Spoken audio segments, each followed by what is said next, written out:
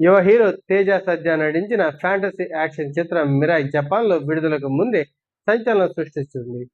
జపాన్‌లో ఆగస్టు 21న థియేటర్‌లో విడుదలవుతున్న ఈ సినిమాకు డే 1 అడ్వాన్స్ బుకింగ్స్‌లో భారీ స్పందన లభిస్తుంది. తాజా ట్రేడ్ ట్రాకింగ్ ప్రకారం జపాన్‌లో భారతీయ సినిమాలు తొలి రోజు అడ్వాన్స్ బుకింగ్ జాబితాలో 'మిరాయ్' 7వ స్థానంలో నిలిచింది.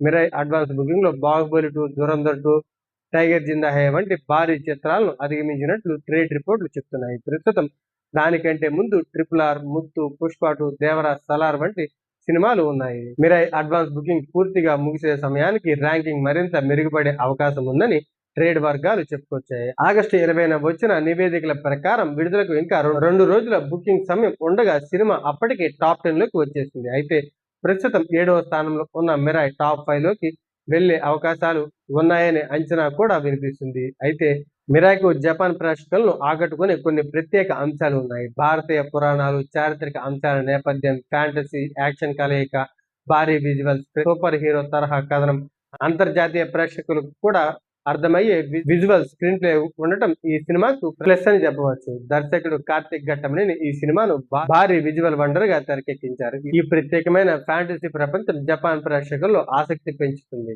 సినిమా కథలో అశోక చక్రవర్తి కాలం, కళింగ యుద్ధం తర్వాత దాచిపెట్టిన 9 గ్రంథాల చుట్టూ తిరుగుతుంది. ఆ గ్రంథాల్లో అపారమైన శక్తి ఉందనే నమ్మకంతో వాటిని దుష్ట శక్తుల నుంచి కాపాడే బాధ్యత ఒక వంశానికి ఉంటుంది. ఆ బాధ్యతలో భాగంగా తేజ సజ్జా పాత్ర కథలో వస్తుంది.